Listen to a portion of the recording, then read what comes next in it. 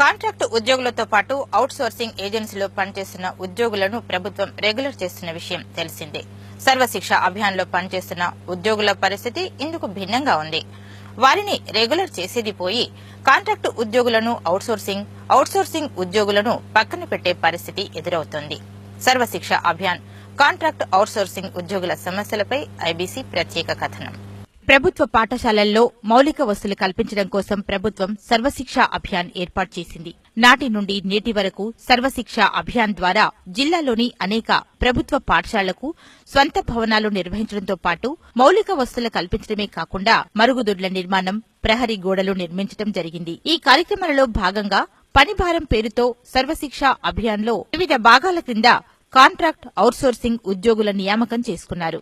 ఇవే కాకుండా కేజీబీవీ పాఠశాలలు ఏర్పాటు చేసి అక్షరాలు ఎరగని బాలబాలికలకు విద్య నేర్పే కార్యక్రమాలతో పాటు బడియుడు వచ్చిన పిల్లలను బడిలో చేర్పించే కార్యక్రమం చేపట్టారు. ఇటీవల జిల్లాల పునర్విభజన జరిగిన తర్వాత సర్వశిక్ష అభియాన్ ను జిల్లా విద్యాధికారికి అనుబంధం చేస్తూ ప్రభుత్వం నిర్ణయం తీసుకుంది. దీంతో గతంలో వేరుగా ఉన్న సర్వశిక్ష అభియాన్ కార్యాలయాలు జిల్లా విద్యాధికారి పరిధిలోకి మారిపోయాయి. కార్యాలయాల మార్పుతో పాటు సర్వశిక్ష అభియాన్ ఉద్యోగులను సైతం క్రమబద్దీకరణ చేయాలని ప్రభుత్వం భావిస్తోంది. ఇందులో భాగంగా సర్వశిక్ష అభియాన్ లో పనిచేస్తున్న కాంట్రాక్టు ఉద్యోగులను అవుట్సోర్సింగ్ ఉద్యోగులను పక్కన పెట్టే కార్యక్రమం చేపట్టారు. సర్వశిక్ష అభియాన్ లో ఇప్పటికే కాంట్రాక్ట్ అవుట్సోర్సింగ్ ఉద్యోగులుగా 600 మంది పనిచేస్తున్నారు. ఇప్పటికే డిపిఓ స్టాఫ్ గా, క్లస్టర్ రిసోర్స్ పర్సన్స్ గా, ఐఈఆర్పీలుగా, కంప్యూటర్ ఆపరేటర్స్ గా, MES coordinators, messengers, part time teachers, KGBV special officers గా, బోధనేతర సిబ్బంది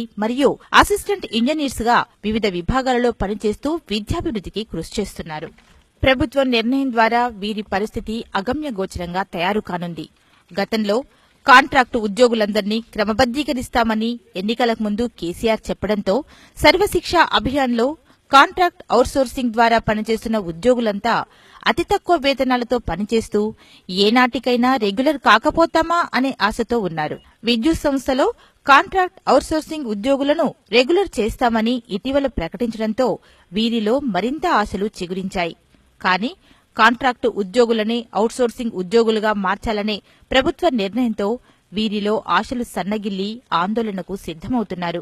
సర్వశిక్ష అభియాన్ లో పనిచేస్తున్న కాంట్రాక్టు ఉద్యోగులను అవుట్సోర్సింగ్ ఉద్యోగులుగా మార్చే ఆలోచనను మానుకుని అవుట్సోర్సింగ్ లో పనిచేస్తున్న వారిని కాంట్రాక్టు ఉద్యోగులుగా మార్చడంతో పాటు హెచ్ఆర్ పాలసీని అమలు చేసి ఉద్యోగ భద్రత కల్పించాలని, సుప్రీంకోర్టు తీర్పు ప్రకారం సమాన పనికి సమాన వేతనం చెల్లించడంతో పాటు పీఎఫ్, హెల్త్ కార్డు సౌకర్యం కల్పించాలని, మహిళా ఉద్యోగినులకు వేతనంతో కూడిన 6 నెలల ప్రసూతి సెలవులు మంజూరు చేసి సంవత్సరానికి సాధారణ సెలవులు మంజూరు చేయాలని ఎస్ఎస్ఏలో పనిచేస్తున్న కాంట్రాక్ట్ అవుట్సోర్సింగ్ ఉద్యోగులు కోరుతున్నారు. కాంట్రాక్ట్ అవుట్సోర్సింగ్ ఉద్యోగుల పట్ల ప్రభుత్వం నిర్లక్ష్య ధోరణి అవలంబించకుండా వారిని రెగ్యులర్ చేసే దిశగా ప్రభుత్వం కృషి చేసి వారి జీవితాలను బజారున పడకుండా చూడాలని సర్వశిక్ష అభియాన్ లో పనిచేస్తున్న కాంట్రాక్ట్ అవుట్సోర్సింగ్ ఉద్యోగులు కోరుతున్నారు. తెలంగాణ ప్రభుత్వం ఎన్నికల ముందు అనేక హామీలు ఇచ్చింది. అందులో ముఖ్యమైనది కాంట్రాక్ట్ ఉద్యోగులందరినీ రెగ్యులరైజ్ చేస్తామని చెప్పింది. సర్వశిక్ష అభియాన్ లో గత 5 సంవత్సరాల నుండి పనిచేస్తున్నటువంటి కాంట్రాక్టు ఉద్యోగులం సుమారు 600 మంది ఉన్నాం. కానీ ఈ యొక్క ప్రభుత్వం ఎన్నికల్లో ఇచ్చిన హామీని ఏ ఒక్కటిని కూడా నేటి వరకు నెరవేర్చలేదు. అందులో ముఖ్యంగా వేతన పెంపు, రెగ్యులరైజేషన్.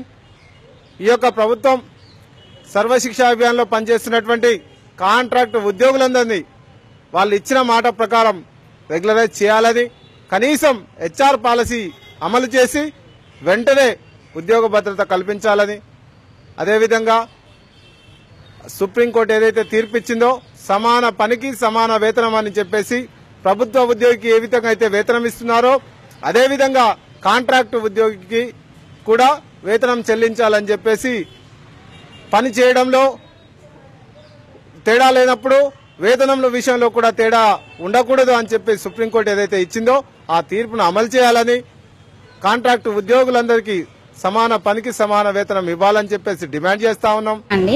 ఆర్ఎంఎస్ఏలో అవుట్సోర్సింగ్ కింద పనిచేస్తున్నా నేను. మాకు అవుట్సోర్సింగ్ కింద చాలా తక్కువ శాలరీ ఇస్తున్నారండి. మమ్మల్ని కూడా కాంట్రాక్ట్ కింద తీసుకొని రెగ్యులర్ చేయాలని కోరుకుంటున్నామండి. 10 సంవత్సరాలుగా పనిచేస్తూ అతి తక్కువ వేతనంతో పనిచేస్తూ వస్తున్నారు. ఇట్టి సమయంలో చిన్న ఆశ, ఎప్పటికైనా మేము ప్రభుత్వ ఉద్యోగులుగా గుర్తింపు పొందుతామనే చిన్న ఆశతో ముందుకెళ్తా ఉన్నాం. కానీ ఈరోజు ప్రభుత్వం కాంట్రాక్ట్ ఉద్యోగులుగా అందరినీ అవుట్సోర్సింగ్లోకి మార్చాలనే చిన్న ఇబ్బంది ప్రకటించింది. దీన్ని అందరినీ మేము వ్యతిరేకిస్తూ ఉన్నాం. ఇప్పటి వరకు మంత్రులను, ఎమ్మెల్యేలను అందరినీ కలవడం జరిగింది. మా యొక్క విన్నపాలు చెప్పడం జరిగింది. వాళ్ళందరూ సానుకూలంగా స్పందిస్తున్నారు. కానీ వాళ్ళు చేసే పని వాళ్ళు చేస్తూ ఉన్నారు. ఈ విధంగా చేయడం వల్ల మాకు ఇప్పుడు అవుట్సోర్సింగ్లోకి మార్చడం వల్ల మా జీవితాలు ఇబ్బందిలోకి వెళ్తా ఉన్నాయని ఉన్న మమ్మల్ని అవుట్సోర్సింగ్ చేద్దామని ఈ జీవో ఏదో తీయడం జరుగుతుంది.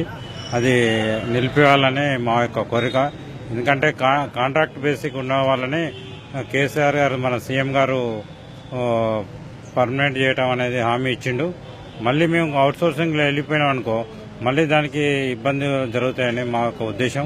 కావున మమ్మల్ని కాంట్రాక్ట్ బేసిక్ ఉన్న వాళ్ళని కాంట్రాక్ట్ బేసిక్లో ఉంచి మాకు హెచ్ఆర్ఏ పాలసీ వర్తింపజేయాలని కోరుచున్నాము. 6 సంవత్సరాల నుంచి సర్వశిక్ష అభియాన్లో పనిచేస్తున్నాం కాంట్రాక్ట్ బేసిస్గా. మన ఎస్పీడీ గారు రివ్యూ మీటింగ్లో మనకు అవుట్సోర్సింగ్ చేయమని చెప్పారు. ప్లస్ ప్రజెంట్ సుప్రీంకోర్టు తీర్పు ప్రకారము సమాన పనికి సమాన వేతనం అని చెప్పారు. గవర్నమెంట్ ఎంప్లాయీస్కి ఎట్లా శాలరీస్ ఇస్తారో దాని కాంట్రాక్ట్ బేసిస్ కూడా అట్లా చేస్తామని సుప్రీంకోర్టు తీర్పు ఉంది. దాన్ని అమలు పరచాలని మేము కోరుతున్నాం.